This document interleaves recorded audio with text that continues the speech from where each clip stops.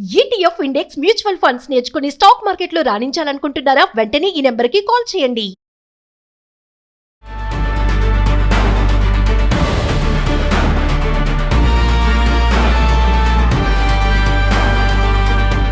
నమస్తే, welcome to Suman TV. Present మనతో పాటు ఉన్నారు retired sub registrar Konakanchi Rambabu గారు. నమస్తే సార్. నమస్కారం సార్, ఒక్కసారి మనం ధరణి పోర్టల్ గురించి మాట్లాడుకుందాము. ఈ ధరణి పోర్టల్ని భూభారతి పోర్టల్గా మార్చిన సంగతి తెలిసిందే. అయితే ఈ ధరణి పోర్టల్లో చాలా సమస్యలు ఎదుర్కొంటున్నారు ప్రజలు. అసలు ఏంటి సమస్యలు, ఎందుకు వస్తున్నాయి, దానికి గల కారణాలు ఏంటి అంటే?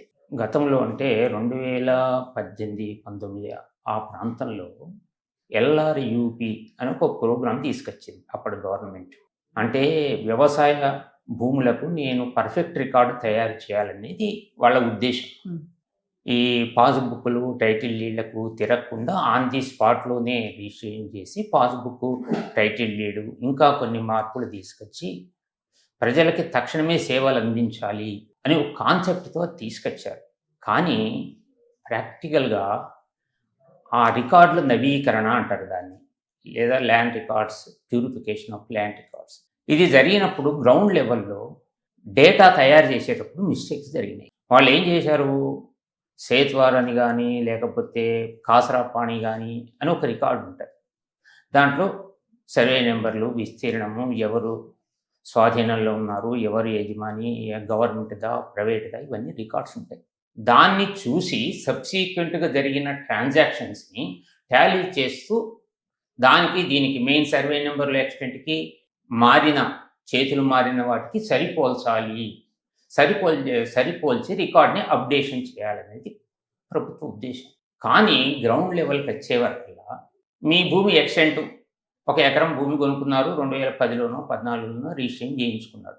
తర్వాత ఈ ప్యూరిఫికేషన్ ఆఫ్ రికార్డ్స్ వచ్చిన తర్వాత మీ దాంట్లో విస్తీర్ణం తగ్గిపోయింది. మీరు అరెకరం కొనుక్కుంటే సపోజ్ 20 కుంటలు అరెకరం అంటే 10 కుంటలే మీ రికార్డులో ఆన్లైన్లో చూపిస్తుంది. దీన్ని సరిచేయాలంటే అప్పుడు ఏం చేశారంటే కలెక్టర్స్ పవర్స్ ఇచ్చారు. తర్వాత ట్రిబ్యునల్స్ని, రెవెన్యూ ట్రిబ్యునల్స్ లేవు, కలెక్టర్స్కి ఆప్షన్స్ ఇచ్చారు. వాళ్ళు బిజీ, అంత సాఫ్ట్వేర్ ఇప్పుడు వాళ్ళు సరి చేయాలి, వాళ్ళకి ఆప్షన్స్ ఇవ్వాలి. దీనివల్ల గందరగోళం ఏర్పడింది. బాగా కొన్ని లక్షల సమస్యలు ఏర్పడ్డాయి. మీరు కొనుక్కున్న భూమి దస్తావేజ్ ప్రకారం కొంత ఉంటుంది, కొంతమంది ఎక్కువ చూపించింది, కొంతమంది తక్కువ చూపించింది, కొంతమందికి సర్వే నెంబర్లు తప్పు చూపించినాయి, పట్టా భూముల్ని ప్రైవేట్ భూముల్లోకి వెళ్ళిపోయినాయి. ఇదంతా కూడా వ్యవసాయ భూములకు సంబంధించిన రికార్డు. ఈ భూముల అకౌంట్స్లో తప్పులు జరిగినాయి. ఈ తప్పులు జరగటంతో ఆన్లైన్లో అంత తప్పులు తడకలు ఉండటంతో ప్రజలు భయాందోళనకు గురయ్యారు. ఏమిటి, మేము కొన్నది ఇంత కదా, ఇట్లా చూపిస్తుంది. ఆన్లైన్ అంటేనే సాఫ్ట్వేర్ అంత కరెక్ట్గా ఉంటుంది, అంటే మనిషి అయితే తప్పులు చేస్తారు, అది మెషిన్ కాబట్టి తప్పు చేయదని అంటూ ఉంటారు కదా. మరి సాఫ్ట్వేర్ దగ్గర కూడా మనిషే ఉండేది. అయితే దీనికి ఆయన ఈ స్కీమ్ పెట్టేటప్పుడు ఒక మాట అన్నాడు అప్పుడు ముఖ్యమంత్రి గారు కేసీఆర్ గారు, నేను భూముల సమస్యలు జోలికి పోతున్నా, భూముల సమస్యలు జోలికి పోయినటువంటి ఏ ప్రభుత్వాలు కూడా మనం కూడా సాధించలేదు, అయినా నేను ధైర్యం చేస్తున్నా అన్నారు. ఆయన ఉద్దేశం కరెక్టే. సరే, లోపాయకరంగా ప్రొఫెషనల్ రైవల్రీ అంటారు, రాజకీయ పక్షాలు వాళ్ళ ప్రొఫెషనల్ రీత్యా ఒకళ్ళు కామెంట్ చేస్తారు. కానీ ఆ పెట్టిన ఉద్దేశం కరెక్టే. ఎందుకంటే అప్పుడు రైతు బంధు స్కీమ్ పెట్టారు, చాలా భూములు ప్లాట్లు అయినాయి, ఇళ్ల స్థలాలు అయిపోయినాయి, వాటికి కూడా రైతు బంధులు పడుతున్నాయి. కొన్ని 1000 ఎకరాలు నాన్ అగ్రికల్చర్ కన్వర్షన్ అయినా కూడా వాళ్ళకి ఈ స్కీమ్ కింద డబ్బులు పోతున్నాయి. ఈ రికార్డ్స్ కరెక్ట్ చేయాలి అని. కానీ ఫీల్డ్ లెవెల్లో డేటాని సరిగ్గా చేయకపోవటం వల్ల ఈ ఇబ్బందులు వచ్చినాయి. ఓకే, అంటే ఫీల్డ్కి వెళ్ళిన సపోజ్ ఒక బ్యాంకులో అంటే ప్రజలకు నోటీసులు ఇవ్వలేదు, వాళ్ళే ఆఫీసుల్లో కూర్చొని తొందర కావాలి డేటా, సేత్వార్ రికార్డు కానీ కాసరాపాంటి రికార్డు, ఇది బేసిక్ రికార్డు. ఆ రికార్డు ఎప్పుడు 1955 లోపు తయారు చేసిన రికార్డు. ఇప్పుడు నువ్వు ఎప్పుడు తయారు చేసినావు, 2020-21లో తయారు చేస్తున్నావు. మరి ఈ మధ్య కాలంలో జరిగిన ట్రాన్సాక్షన్స్ని అప్డేషన్ చేయటం వల్ల జరిగిన పొరపాట్లు, ఈ పొరపాట్లను సరి చేసుకోవడానికి మళ్ళా మరో యంత్రం.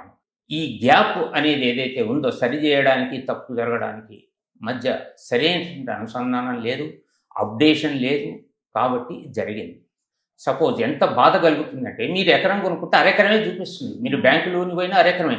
మీరు పిల్లలకు గిఫ్ట్ ఇవ్వాలనుకున్నా మీకు ఏంటి నాన్న నువ్వు ఎకరం కొన్నావు కదా, నువ్వు రిటైర్ అయినావు, నీ ఫండ్స్ పెట్టి కొన్నావు, ఏంటి నీ ఇట్లయితుంది ఏంటి అని. దీనికి భూభారత్ తీసుకొచ్చారు. దీంట్లో ఏం చెప్పారు, మీరు ఒక మాడ్యూలు కొన్ని ఆప్షన్స్ ఇచ్చి దాంట్లో మీరు అప్లై చేసుకోండి డేటా కరెక్షన్ అని ఈ విధంగా ఒక సిస్టమ్ పెట్టారు.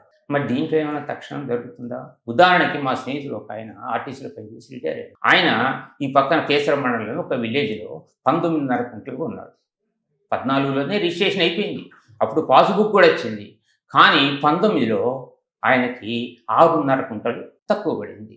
ఇదేంటి అంటే మీ సేవకు అప్లై చేసుకొని 2025 మార్చిలో అప్లై చేసుకుని ఇప్పుడు 2026 ఆగస్ట్ ఇంతవరకు ఆయన సమస్య పరిష్కారం కాలేదు. ఏంటి అంటే సర్వే చేయాలి, ఆర్ఐ గారు రావాలి, ఆ తర్వాత దానికి సంబంధించిన సెక్షన్ ఆయన రావాలి. ఇట్లా నేను కూడా ప్రాక్టికల్గా వెళ్ళాను, ఎంఆర్ఓ గారిని కలిసిన. ఏంటండి అంటే అసలు మీరు నోటీస్ లేకుండా ఆయన భూమిని మీరు ఎలా తగ్గిస్తారు, దీనికి ఏమన్నా విధానం ఉందా అంటే వారు ఇచ్చిన సమాధానం ఏంటంటే మాకు నోటీసులు ఇవ్వాలి అనే సూచనలు లేవండి మా దగ్గర, ఆర్డర్స్ లేవు. అంటే ఇది సహజ న్యాయ సూత్రం. మీ అకౌంట్లో సపోజ్ మీ బ్యాంకులో ఒక 50,000 రూపాయలు ఉన్నాయండి, సో యాక్సిస్ బ్యాంకు ఆంధ్ర బ్యాంకులో మీకు అకౌంట్ ఉందనుకోండి. మీకు తెలియకుండా ఆ బ్యాంకులో మీకున్నటువంటి బ్యాలెన్స్ 50,000లో ఒక 10,000 మేనేజర్ గారు తీసేసుకున్నారు, లేకపోతే వేరే అకౌంట్కి ట్రాన్స్ఫర్ అయింది, మీరు ఊరుకుంటారా? మరి నాకున్నటువంటి భూమిని తగ్గిస్తే నాకు బాధ కాదా? తప్పులు చేసేది వాళ్ళే, సరిదిద్దాలంటే నువ్వు అప్లికేషన్ పెట్టుకో. నా ఎక్స్టెంట్ నాకు తెలియకుండా, నాకు నోటీస్ లేకుండా, నన్ను సంప్రదించకుండా నా అకౌంట్లో నుంచి మీరు తొలగించడం అంటే నేరం, డబ్బులు తీసినట్టే. ఇప్పుడు ఆస్తి తీశారు. ఇది ప్రజాస్వామ్య ప్రభుత్వంలో ఇలా ఉండకూడదు. ఇదంతా నైజాం ప్రభుత్వంలో ఉండేది, బ్రిటిష్ వాళ్ళ ప్రభుత్వంలో ఉండేది. అప్పుడు భూమి అంతా ప్రభుత్వాన్ని, ఎవరైనా సాగు చేసుకుంటే వాళ్ళు శిస్తు కడితే చాలు. శిస్తు కట్టలేదు, పంటలు పండలేదు, వదిలేస్తే అది తారస్ ఖాతాకి కన్వర్షన్ చేస్తారు, అంటే గవర్నమెంట్ అకౌంట్లో పోతుంది. మళ్ళీ ఎవరైనా కౌలుదారు వచ్చి నేను చేస్తానంటే బాబు నువ్వు ఇంత శిస్తు కట్టాలి, అందుకని నీకు మళ్ళీ అతని పేరు మీద మారుస్తారు, మళ్ళీ పట్టా అంటారు, అతను శిస్తు కడతారు. పట్టేదారంటే శిస్తు కట్టేవాడు. Is not the title holder as per the revenue records. ఇది మనం గమనించాల్సిన విషయం. ఇన్ని సంవత్సరాలు 9 లక్షల మంది వాళ్ళు బాధపడుతున్నారు. మరి వాళ్ళ భూభారత్ తీసుకొచ్చారు. భూభారత్లో ఏమంటున్నారంటే ధరణిలో తప్పులు జరిగినాయి, ఆ తప్పులను మేము సవరిస్తాము అన్నారు. ఏం చేయమన్నారు, ఒక నోటీస్ ఇవ్వాలి. ఫస్ట్ వాళ్ళు ఫీల్డ్ మీద ఎంక్వైరీ చేయాలి, రిపోర్ట్లు రాయాలి, పై అధికారి సంతకాలు చేయాలి, అప్పుడు అప్డేషన్ అవుతుంది. ఇప్పుడు నేను చెప్పిన మా ఫ్రెండ్ వాళ్ళ ఉదాహరణలో నేను కలిసి దాదాపు ఒక 5-6 సార్లు తిరిగాం అందరి. ఇక కొంతమంది వాళ్ళ బంధువులు అధికారులు ఉంటే కూడా వాళ్ళ చేత ఫోన్ కూడా చేయించు. ప్రొసీజర్స్ చాలా అడ్డంకిగా ఉన్నాయి. గ్రౌండ్ లెవెల్లో సమస్యలు పరిష్కారం కాకపోతే ఎవరు అనుకుంటారు? పై రాజకీయ అధికార యంత్రాంగాన్ని అనుకుంటారు, కానీ పాలనా యంత్రాంగాన్ని అనుకోరు. ఈ విధానాలు మార్పు రావాలి. దీనికి ఏంటంటే సమస్య, భూభారతి కంటే ముందు జరిగిన ల్యాండ్ ప్యూరిఫికేషన్ రికార్డులో ఏ తప్పులైతే వాళ్ళు ఆఫీసుల్లో కూర్చొని ఫీల్డ్ సర్వే చేయకుండా, పబ్లిక్కి నోటీసులు ఇవ్వకుండా అకౌంట్లు మార్చేశారో, ఒక్క జీవోతో మీరు ఏ నోటీసులు ఇవ్వకుండా మార్చటం వల్ల జరిగిన తప్పుల్ని అంతకుముందు ల్యాండ్ ఎల్ఆర్యూపీ స్కీమ్ పెట్టకముందు, సపోజ్ 2018లో పెట్టారు, 2018 కంటే ముందు రికార్డు ఏముందో దాన్ని యథావిధంగా మీరు రెస్టోర్ చేయండి, పునరుద్ధరించండి. ఒకే ఒక జీవో. ఏంటి? తప్పులు చేయటం అంటే ఒక స్కీమ్ మీరు ఎప్పుడైతే రికార్డులు తయారు చేయండి అని ఒక నోటీస్ ఇచ్చారు, ఒక డైరెక్షన్ ఇచ్చారో రెవెన్యూ డిపార్ట్మెంట్కి, ఆ డైరెక్షన్ ఇచ్చే కదా తప్పు జరిగింది. ఆ డైరెక్షన్ ముందు కరెక్టే ఉంది కదా. ఇప్పుడు వాటిని పట్టుకొని మళ్ళీ ఎంక్వైరీలు చేయడం కంటే 8 లక్షలు 9 లక్షల డేటాలో 75% ఒక్క జీవోతో 24 గంటల్లో ఈ సమస్య పరిష్కారం అవుతుంది. ఎట్లా? అంతకుముందు ఏ పరిస్థితి ఉందో దాన్ని పునరుద్ధరించండి, మిగతా వాటికి నోటీసులు ఇవ్వండి, అప్పటికేమన్నా అభ్యంతరాలు ఉంటే పరిష్కరి. ఈ విధంగా చేస్తే ఇవాళ 9 లక్షలు ఉన్న సమస్యలు 7 లక్షల సమస్యలు 24 గంటల్లో పరిష్కారం అవుతాయి.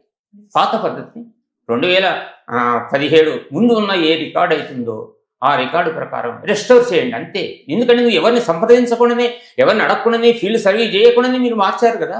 ఇక్కడ ఫీల్డ్లో ఉన్నటువంటి సమస్యల మీద సరైన సూపర్విజన్, అప్డేషన్ మీద సరైన కాన్సన్ట్రేషన్ లేకపోవటం వల్ల, రెవెన్యూ సిబ్బంది మీద పని ఒత్తిడి కూడా ఉండటం వల్ల అన్ని రకాల పనులు వాళ్ళకే అప్పచెప్తారు. వాళ్ళు కూడా ఏమంటారు, మాకు టైం లేదండి అంటారు. కాబట్టి పని విధానంలో మార్పు రావాలి.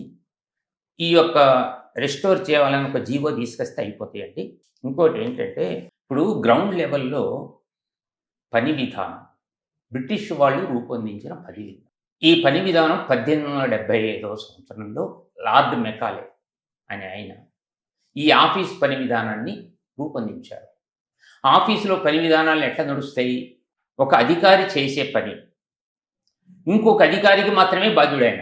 మనం ఒక దరఖాస్తు తీసుకెళ్ళాం ఒక ఆఫీస్కి, మన దరఖాస్తులో అంశాలని పరిష్కరించడానికి పై అధికారి చెప్పినట్టు చేయడం, అప్పుడున్న నిబంధనల్ని పాటించడం. దరఖాస్తుదారుడికి జవాబుదారీతనం అధికారికి లేదు. అధికారి ఎవరికి జవాబుదారీ? పై అధికారికి జవాబుదారీ. మరి ప్రజలకు జవాబుదారీ ఎవరు? నా పని కాలేదు, నేను ఆఫీసు చుట్టూ తిరుగుతున్నా, అధికారి లేరని కానీ అక్కడ సిటిజన్ చార్టర్ అని కూడా పెడతారు, అన్ని రోజుల్లో పరిష్కరించాలని పెడతారు, కానీ ఆ పనులు కావు, తిప్పుతూనే ఉంటారు. కాబట్టి బ్రిటిష్ వాళ్ళు ఎందుకు పెట్టారు? అధికారులందరూ వాళ్ళు తెల్లవాళ్ళు.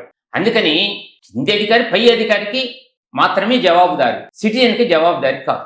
ఇక్కడ ఉంది లోపం. పై అధికారి చెప్పిన నేను దొన్నపోతి ఏనింది కట్టే అంటాడు. సార్ కట్టేయాలా? దొన్నపోతి ఏందిగా సార్ అన్నం అనుకోండి, నేనేం చెప్పినా నా మాట ఏను, లేకపోతే నేను సస్పెండ్ చేస్తా అంటే ఇట్లా ఉంటుంది విధానం, అధికార వ్యవస్థల విధానం. ఇది బ్రిటిష్ వాడు చేసిన ఫౌండేషన్.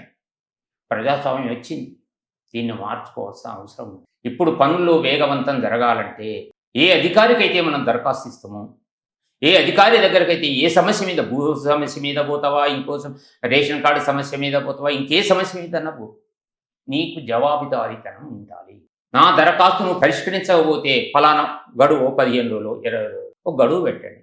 ఆ సమస్యను పరిష్కరించలేదనుకోండి, పై అధికారికి డిపెండ్ చేసుకోండి. ఇతను పరిష్కరించకపోతే నీ సమాధానం చెప్పకపోతే నీ సమస్య పరిష్కరించనట్టే లెక్క. అప్పుడు పై అధికారి దగ్గరికి పోతాం. పై అధికారి, సార్ కింద అధికారి దగ్గర ఫలానా అధికారికి నేను ఇచ్చాను, ఆ కాగితం కాపీ ఇదిగోండి సార్, మీరు ఆన్లైన్లో పెట్టుకుంటారా, ఆఫ్లైన్లో పెట్టుకుంటారా, మాన్యువల్ పెట్టుకుంటారా, మీ సమస్యను రిప్రజెంట్ చేయడమే. ప్రజల పన్నులతోనే అధికారులు పనిచేస్తున్నారు. మన కోసం ప్రజాస్వామ్యంలో మన కోసం ఏర్పాటు చేసుకున్నటువంటి వ్యవస్థ. ఈ వ్యవస్థ నుంచి మనం సర్వీస్ తీసుకోవాలి, అది మన హక్కుగా పొందాలి.